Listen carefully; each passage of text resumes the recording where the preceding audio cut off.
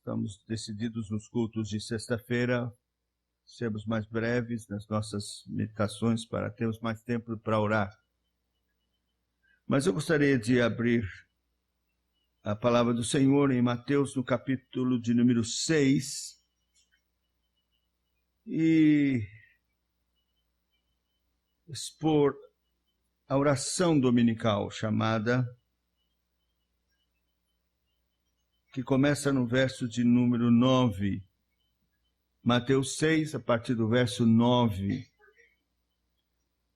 Diz assim: portanto, vós orareis assim: Pai nosso que estás nos céus, santificado seja o teu nome, venha o teu reino, faça-se a tua vontade, assim na terra como no céu. O pão nosso de cada dia dá-nos hoje, perdoa-nos as nossas dívidas, assim como nós temos perdoados os nossos devedores, e não nos deixes cair em tentação, mas livra-nos do mal, pois teu reino, o poder e a glória para sempre. Porque se perdoardes aos homens as suas ofensas, também vosso Pai Celeste vos perdoará.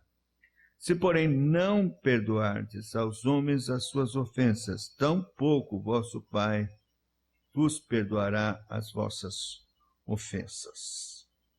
Vamos orar. Senhor, e a tua palavra não é nada de somenos, é a tua palavra. É vida, é poder, poder transformador, santificador, instrumentalizada pelo teu Espírito Santo nas nossas vidas. Ela opera conversão, mudança, quebra a resistência, a dureza do nosso coração e opera a vontade do Senhor nas nossas vidas. Então, rogamos que tu faças assim, Senhor, tem misericórdia. Você comigo, toma-me nas tuas mãos, minha mente e coração. Abençoa-nos, portanto, Senhor, nesta exposição que vamos fazer, em nome de Jesus. Amém. Bem, é chamada oração dominical, oração que o Senhor nos ensinou. Eu percebo que pouco oramos esta oração. Esta oração, ela é um modelo para todas as orações, mas é para ser orada. Talvez pelo medo de nós imitarmos os católicos, cada reza, talvez a gente tenha receio de orar a oração do Pai Nosso. Mas não devemos fazer isto. A igreja tem orado esta oração ao longo da sua história. É da tradição reformada orar a oração do Pai Nosso. Eu me lembro bem de pequenininho na igreja, a escola dominical, antes de começar a escola dominical, no encerramento da escola dominical, a igreja toda orava, repetindo juntos, em uníssono, esta oração. Basta estarmos advertidos a não fazer por fazer, como reza, mas a orarmos com sinceridade, meditando com consciência em cada frase, em cada petição. E eu quero encorajar os irmãos a orarem a oração do Pai Nosso, juntamente com a sua oração. Quando você faz a sua oração, faça a oração do Pai Nosso, decore e faça a oração do Pai Nosso e continue depois a sua oração.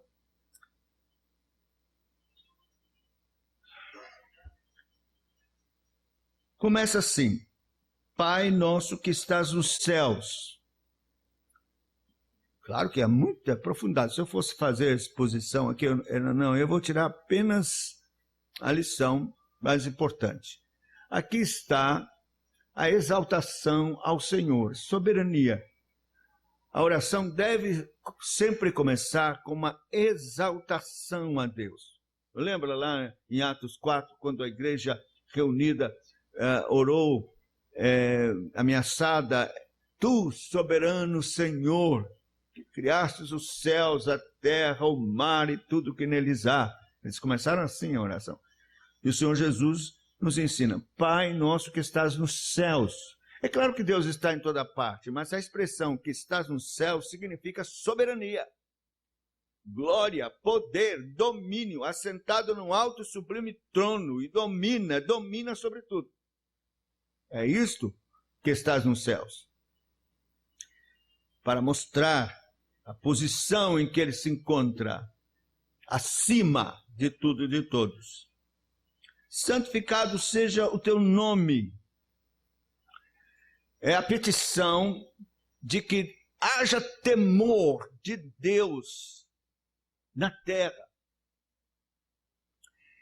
Haja temor ao nome do Senhor, zelo para com este nome, reverência, senso de glória, de majestade, de poder neste nome glorioso.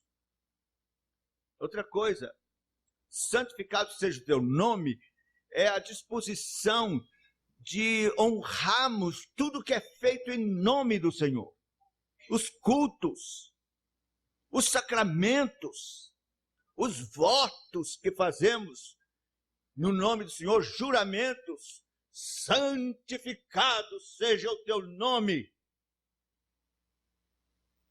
Então, quando você vier para a igreja, esta oração, essa petição específica tem que estar no seu coração. Eu vou para santificar o nome do Senhor. Lembrando de Nadab e Abiú, que foram mortos, porque assim não o fizeram.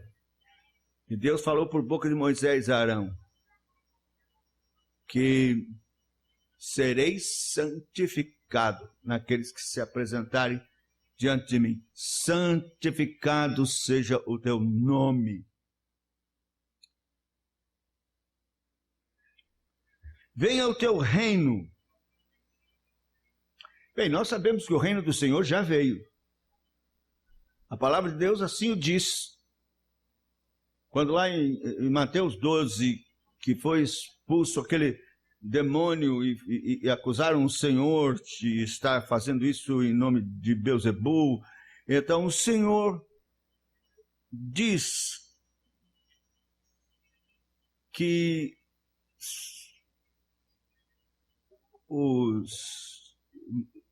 Satanás não pode expulsar Satanás. E ele vai e diz o seguinte: se eu expulso pelo dedo de Deus a Satanás, é chegado a vós o reino dos céus. No outro texto diz: se o valente foi amarrado, então chegou o reino de Deus. Então o reino de Deus está já entre nós. Mas esta oração é para que se complete o reino de Deus, porque ele está crescendo dia a dia. E é para que ele cresça dia a dia que nós oramos: venha a nós o teu reino, até que ele se complete. Chega à sua plenitude. É isso que nós oramos: venha a nós o teu reino. No nosso catecismo, diz inclusive que nós devemos orar pelos judeus. Nessa petição: venha a nós o teu reino, lembrar dos judeus. Porque é prometido na palavra do Senhor que eles virão e se converterão. E virão para a igreja, serão reenxertados na oliveira. Lá em Romanos capítulo 11 diz isso. E quando isto acontecer, diz lá Romanos 11:15, se a rejeição deles foi uma bênção para os gentios, que será o seu retorno, o seu reenxerto, senão vida dentre os mortos, diz lá. Isso significa um avivamento muito grande, conversão em massa de judeus, e então nesse avivamento final haverá a plenitude dos gentios, isto é, todos os gentios eleitos serão acrescentados à igreja. E assim o reino do Senhor se completa. E Cristo vem. Então, esta oração tem que estar, sempre quando você fizer venha o teu reino, é orar por missões, pela salvação dos judeus, pelo avivamento e pela plenitude, pela conversão de todos os gentios eleitos, para que se complete o reino do Senhor e Cristo venha. Faça-se a tua vontade, assim na terra como nos céus. Esta é uma oração em que você mesmo se dispõe a obedecer à vontade do Senhor. Você está orando para que se cumpra, se obedeça à vontade do Senhor na terra, como ela é obedecida e cumprida nos céus. Então, é uma oração para que se amplie a obediência à palavra de Deus. Isto vai acontecer pela conversão dos pecadores. Mas não somente isso, não é só pela conversão que a palavra de Deus é obedecida. Ela é obedecida por uma operação da graça comum de Deus também. Há certas ocasiões, ou mesmo nações, em que pessoas não convertidas obedecem à palavra de Deus em muitas coisas. Então, menos criminalidade, menos tudo aquilo que é contra a vontade de Deus, menos aborto, menos uma série de outras coisas que acontecem. Deus opera, levanta governos que são dirigidos por sua graça, de modo que a nação alcance um certo nível em que se obedece mais à vontade de Deus do que em outros lugares. Então, nós oramos, faça-se a tua vontade, assim na terra como nos céus. Que aumente a disposição de obediência à tua palavra na terra, nesta cidade, no nosso país. Então, já precisamos ver, porque há por exemplo, partidos políticos em que a ideologia do partido não tem nada com Deus, é contra a vontade de Deus. E quando ele alcança a hegemonia, o que ele vai fazer, insuflar proposições, leis, vão ser sempre contra a vontade de Deus. Então, vai aumentar a rebelião, a rebeldia, a desobediência à palavra de Deus. Vão seguir o humanismo e outras filosofias, porque não tem Deus. O partido não quer nada com Deus. Então é preciso ver e orar para que nós tenhamos, sob a égide do nosso país, um partido em que se busque desobedecer menos a Deus. Nós não vamos encontrar nunca um partido maravilhoso, cristão, e que vai fazer só a vontade de Deus. É ilusão, né? Mas há uns mais, outros menos. E a gente precisa olhar isso. Então, a nossa oração é que se faça mais a vontade de Deus, se obedeça mais a vontade de Deus aqui nessa terra, como é obedecida nos céus. O pão nosso de cada dia nos dá hoje. Isso é uma declaração de dependência total de Deus. Eu vou trabalhar, é meu esforço, é meu trabalho, eu vou me matar trabalhando, mas é Deus que me dá o pão. É dependência total. O pão nosso de cada dia dá-nos hoje. Porque se ele não der nem força para trabalhar, você terá. Doença vem e uma série de outras coisas acontecem que você não pode nem trabalhar para ganhar o pão. Então, orar dizendo o pão nosso de cada dia nos dá hoje, é uma declaração de total dependência e de reconhecimento de que o pão que comemos vem do Senhor. É Ele quem dá. Calvino chegava a dizer que quando você dá a garfada, não é a sua mão que está levando a garfada com feijão com arroz na sua boca. É Deus mesmo, Pai.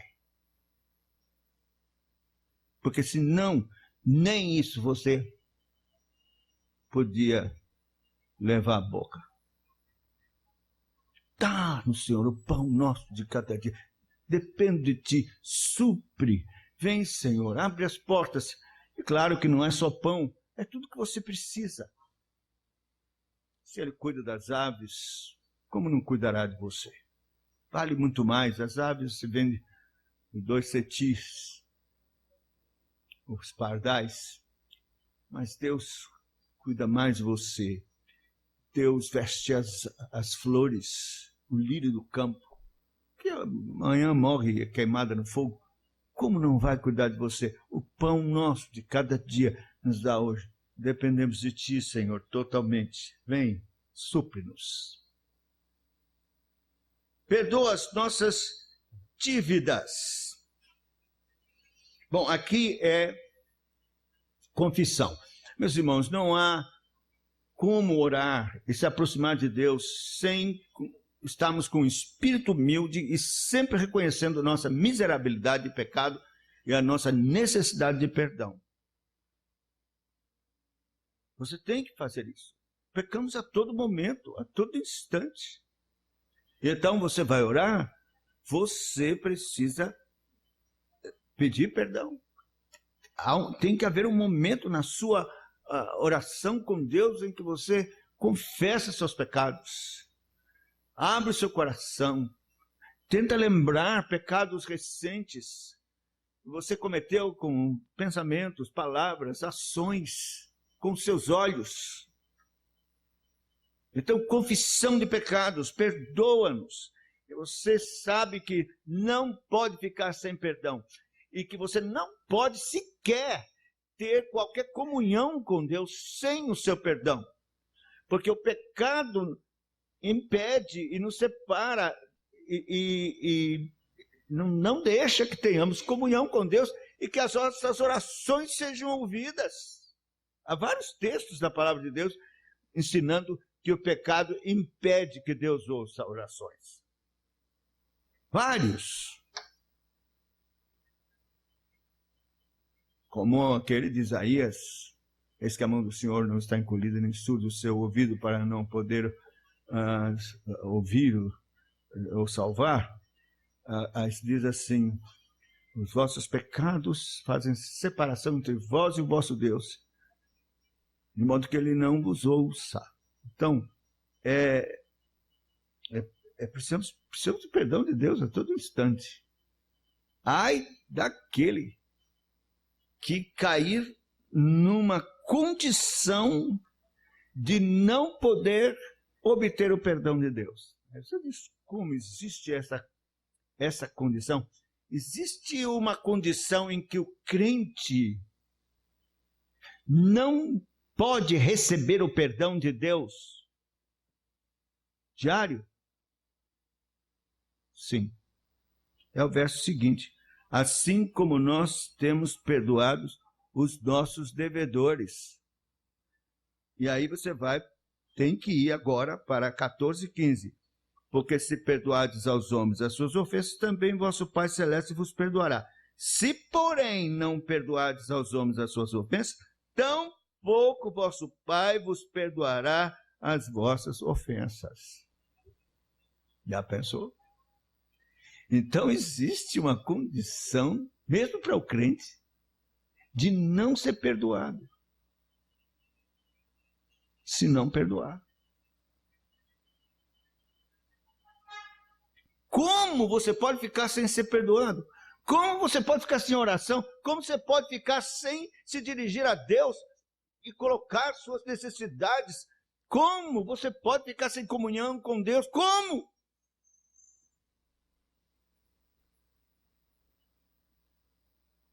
Eu não entendo como o crente, por exemplo, se amarra, não perdoa quem ofendeu, quem fez mal, quem, seja lá, que fez com você, e você não perdoa. Isso é uma loucura, porque se você não perdoar, você não será perdoado. Eu ouço pessoas dizerem assim, eu já ouvi, até gente importante, dizer assim, que nós não temos obrigação de perdoar a pessoas que não nos pedem desculpas, ou que não reconhecem o erro que fizeram conosco, ou que não vieram pedir perdão a nós. Nós não temos obrigação de perdoar. Isso não está certo, isso não é bíblico. Nós temos que perdoar. Nós temos exemplo do Senhor Jesus. Pai, perdoa-lhes, porque não sabem o que fazem. A disposição do coração dele era perdoar. Sempre.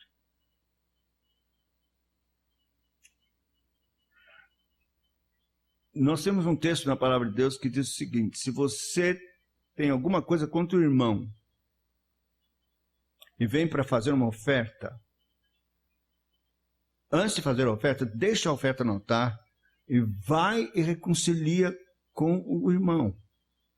Agora, veja que ele não diz assim, o texto não diz assim: você tem uma oferta para fazer e tem uma coisa contra o seu irmão. E ele pediu perdão. Então você tem que deixar a oferta e ir lá reconciliar com ele porque ele pediu perdão. Não, o texto não diz nada dele pedir perdão. O texto diz que é para você ir lá se reconciliar. Se ele tem razão, se você tem razão, não interessa. Interessa é que você precisa se reconciliar com o irmão. E perdoar. Se não perdoar, não será perdoado. Para mim, esse é um dos textos mais duros nas Escrituras. Porque nós somos maus, nosso coração é perverso, nós somos orgulhosos até o último fio de cabelo. E é muito difícil se humilhar e ir lá, dizer: meu irmão, ô fulano, me perdoa. Talvez você nem sabe direito o que fez, se não fez, mas vai. Pede perdão, se humilha. E perdoa também o que foi feito contra você. Porque se isso não acontecer, não vai. Você se lembra que Jesus contou a história daquele homem que foi tão graciosamente perdoado? Uma dívida absurda que ele tinha que ficar escravo ele, a mulher, filho, tudo. Vender tudo, ficar escravo e não pagava. Aí implorou, e Deus, o Senhor lá perdoou. Aí ele sai contra um outro que devia 100. Uma bobagem, mas era certamente um bom dinheiro para ele, né? Ele pegou pelo colarinho, me paga a dívida. Ele disse: tenha paciência, eu vou pagar. Não, me paga. Jogou lá no calabouço. Os verdugos aí foram e disseram para o senhor: olha, aconteceu isso. Ele chamou e disse: que é isso? Quer dizer, Jesus está contando isso para mostrar, se você foi perdoado tão grandiosamente por Deus,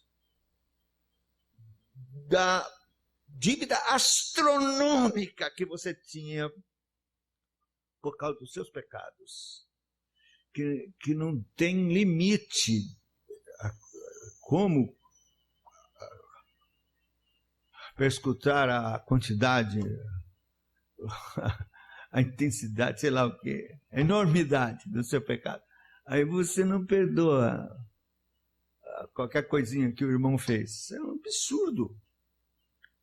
Então perdoa as nossas dívidas, assim como nós perdoamos os nossos devedores. Não nos deixe cair em tentação. É uma oração por vigilância, para que Deus lhe conceda a graça de ser vigilante, de estar atento, de fugir do mal, de não dar bobeira, e de não entrar por caminhos que você sabe que tem tentações, caminhos perigosos. Lá em Provérbios diz, não entre pelo caminho dos ímpios e tal, passa de largo, desvia. Então, a oração aqui, não nos deixe cair em tentação, é uma oração para que faça você vigilante. Não é uma oração para você, não me deixe cair em tentação, e aí você não está nem aí. Não, eu orei, vai me deixar, ele não vai me deixar cair. Nada disso. Não nos deixe cair é uma oração para que Deus faça você vigilante, esperto, atento. Como diz de Jó, irrepreensível, que se desviava do mal. Então, essa é a oração. Mas livra-nos do mal.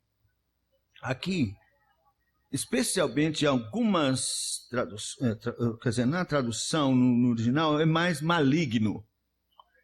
O mal aqui é o maligno, Satanás mesmo, que é o nosso arqui-inimigo, que está como um leão ao redor, buscando ocasião de nos tragar. É uma oração para que ele lhe livre do maligno, de Satanás. Uma oração pedindo que Deus opere aquilo que ele tem prometido na sua palavra. O maligno não nos toca, que ele não nos toque, que ele seja frustrado em todas as suas artimanhas, armadilhas para tentar nos prender. Livra-nos dele, do maligno. Todos os dias nós somos tentados, todos os dias ele está ao nosso redor, todos os dias ele está armando ciladas, todos os dias ele quer nos surpreender e nos prender como um laço, como passarinheiro. Senhor, livra-nos do maligno, livra-nos do mal. E agora termina com a soberania de Deus, pois teu é o reino, o poder e a glória para sempre. Amém. Faço esta oração com a certeza absoluta de que o Senhor tem todo o poder para me conceder todas estas bênçãos, para a tua glória, para o meu bem, para o meu livramento, para a minha alegria, para a minha salvação. Que Deus nos abençoe. Amém.